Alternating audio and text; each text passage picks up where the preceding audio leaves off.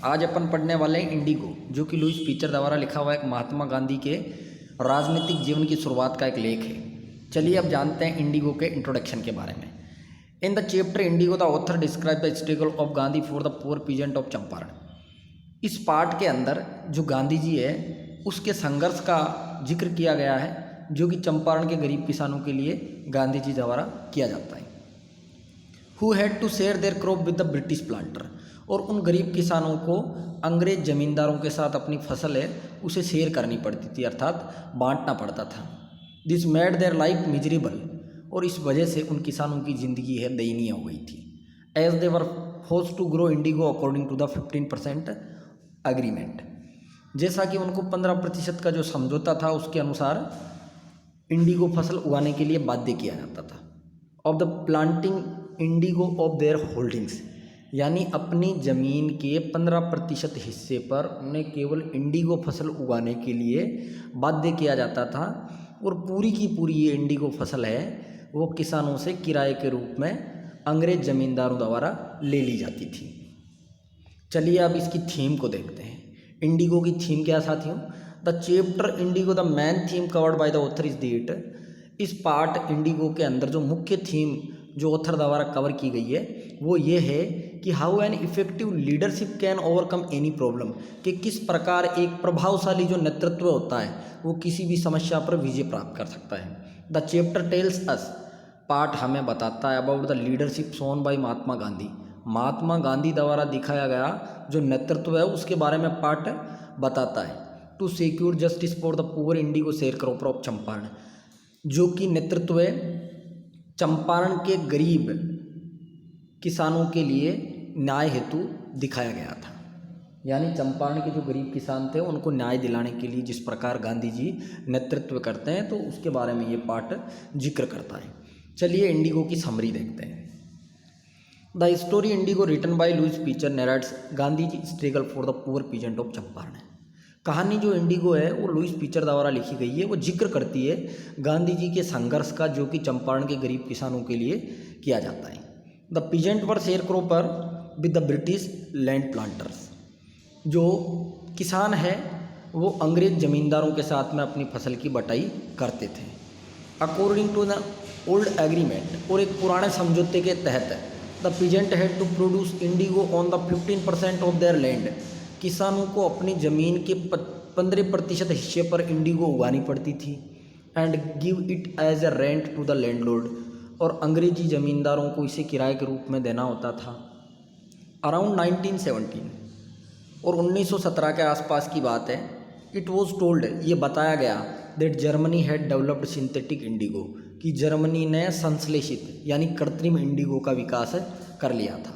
So the British planter now no longer desire to indigo crop, इसलिए अंग्रेज जमींदार उनको इंडिगो फसल की इच्छा नहीं थी, अर्थात वो किराए के रूप में अब इंडिगो फसल नहीं लेना चाहते थे। To release the peasant from the old 15% agreement, और जो किसान थे उनको 15% एग्रीमेंट से मुक्त करने के लिए दे डिमांडेड कंपेंसन फॉर देम, तो उन ब्रिटिश ज़मींदारों ने उनसे कंपेंसन बोले तो पैसा, एक राशि या शुल्क मांगी। Most of the illiterate peasants agreed to it, और ज़्यादातर जो अनपढ़ किसान थे वो बेचारे तैयार भी हो गए थे पैसा देने के लिए। चलिए आगे बढ़ते हैं। However the other refused, हालांकि दूसरे किसानों ने मना भी किया।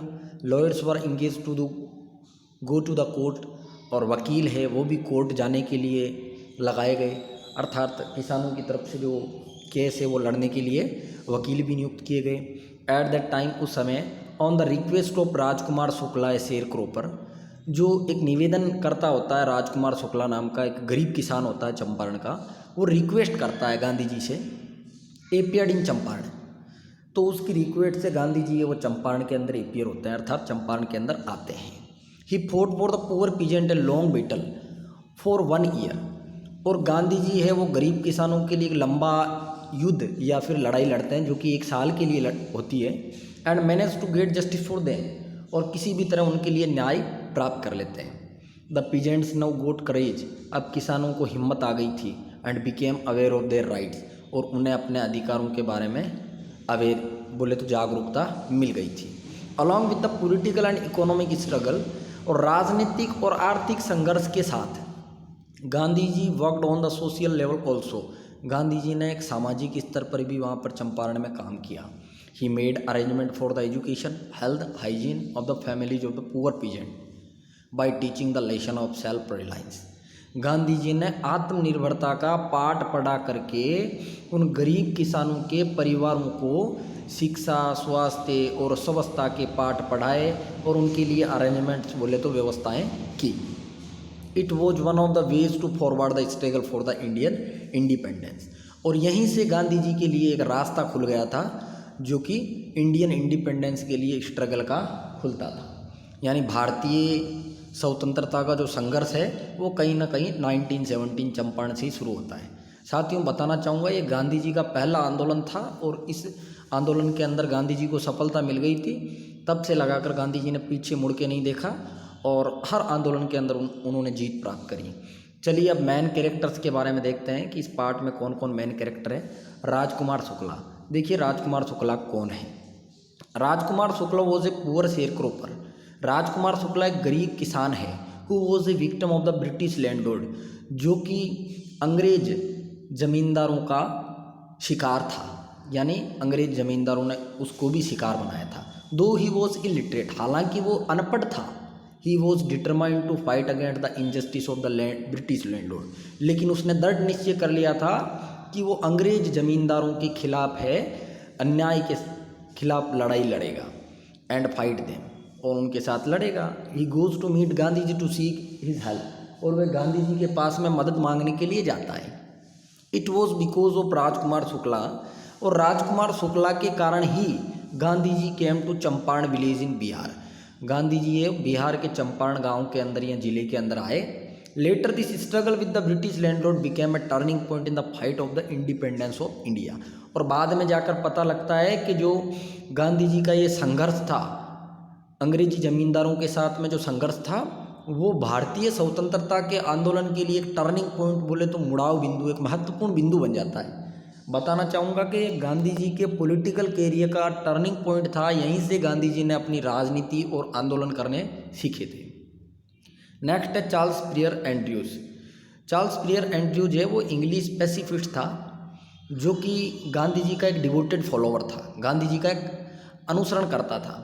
ही came to bid farewell to Gandhi before going to tour Fiji Iceland, और फिजी आइलैंड जाने से पहले गांधी जी से वो मुलाकात करने के लिए आता है, फेयरवेल करने के लिए आता है। और गांधी जी का जो लॉयर होता है वो उस पर दबाव देता है कि भैया यहीं पे रुक जाओ और तुम इस लड़ाई के अंदर मदद करो। लेकिन गांधी जी क्या करते हैं, स्ट्रांगली अपोज्ड, बड़ी मजबूती से इस बात का अपोज करते हैं, विरोध करते हैं, ये कहते हुए कि they must not relay on the English में। गांधी जी ने ये कहा कि उन्हें अंग्रेजों पर निर्भर रहने की ज़रूरत नहीं है, but on themselves to win the battle. लेकिन लड़ाई जीतने के लिए खुद को मजबूत होना होगा, किसी भी अंग्रेज की मदद हमें नहीं चाहिए। फिर देखिए महात्मा गांधी, मोहनदास करमचंद गांधी, जिसे महात्मा गांधी या बापू के नाम से भी जाना जाता है।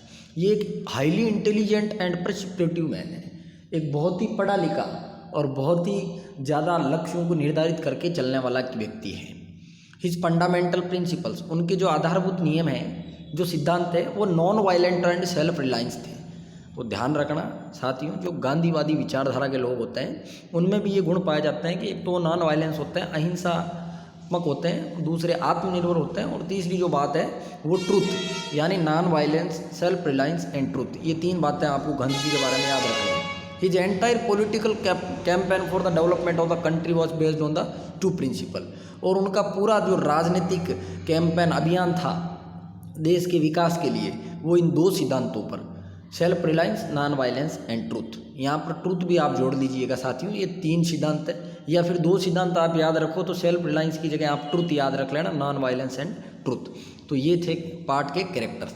अब मैं आपको बताना चाहता हूँ इस पार्ट के मुख्य पर्सन। ये सबसे पहले तो आपको याद करना है कि हु वॉज राजकुमार शुक्ला। राजकुमार शुक्ला कौन था? उत्तर हो जाएगा Rajkumar Shukla was a poor peasant from Champaran. He came to Gandhi to get help against the injustice of British landlord in Champaran. अगली बात यह है कि ब्रिटिश लैंडलॉर्ड्स जो चंपारण में थे उन्होंने क्या एग्रीमेंट कर रखा था, या फिर पर्सन ऐसे भी पूछा जा सकता है व्हाट वाज द 15% अरेंजमेंट या एग्रीमेंट। 15% अरेंजमेंट क्या था, तो उत्तर आपको इस तरह से देना होगा कि it was an old tradition, ये एक पुरानी परंपरा थी, या फिर अपन कह सकते हैं एग्रीमेंट कि ये एग्रीमेंट था इन विच जिसके अंदर peasants had to grow 15% of their holdings with indigo, कि उनकी ज़मीन के 15% भाग पर उन्हें इंडिगो उगाना पड़ता था, and surrender the whole crop as a rent, और किराए के रूप में पूरी की पूरी इंडिगो फसल को देना पड़ता था। अगला जो क्वेश्चन है वो है कि सेटलमेंट ऑफ द 25%, कि 25% का सेटलमेंट क्या है। तो आपको याद रखना है कि गांधी जी ने जब ब्रिटिश लैंडलॉर्ड के अगेंस्ट फाइट करी थी, तो ब्रिटिश लैंडलॉर्ड है वो जो पैसे किसानों से लिए थे तो उनकी 25% राशि वापस लौटाने के लिए राजी हो गए थे। तब गांधी जी ने ये भी कहा था कि पैसा मायने नहीं रखता है, बल्कि मायने हमारी इज्जत रखती है कि पहली बार किसी प्रकार से हमने अंग्रेज़ों को यहाँ पर दबाया है, अर्थात अपनी बात है वो मनवाई है। नेक्स्ट आपसे क्वेश्चन पूछा जा सकता है कि गांधी जी मुजफ्फरपुर क्यों गए। तो आपको याद रखना है कि मुजफ्फरपुर इसलिए गए ताकि वो पूरी जानकारी ले सकें, कंप्लीट इन्फॉर्मेशन ले सकें अबाउट द सिचुएशन या condition of the poor peasants, गरीब किसानों की जो स्थिति थी उसके बारे में पूरा जायजा लेने के लिए वो मुजफ्फरपुर जाते हैं। और फिर अगली बात है कि गांधी जी को डॉक्टर राजेंद्र प्रसाद के नौकरों द्वारा क्या समझा जाता है। तो आपको उत्तर लिखना रहेगा कि उसे भी एक गरीब किसान और अछूत अनटचेबल समझ लिया जाता है। इसी कारण से उसे गांधी जी को कुएं से पानी की बाल्टी निकालने के लिए भी रोक दिया जाता है, मना कर दिया जाता है, क्योंकि उनकी बाल्टी की एक बूंद भी जो है वो पूरे के पूरे जो सोर्स है वाटर का उसको पोल्यूट कर सकता था। बस इसी के साथ ही हमारा पाठ समाप्त होता है। आप सभी को बहुत बहुत धन्यवाद। Thank you so much.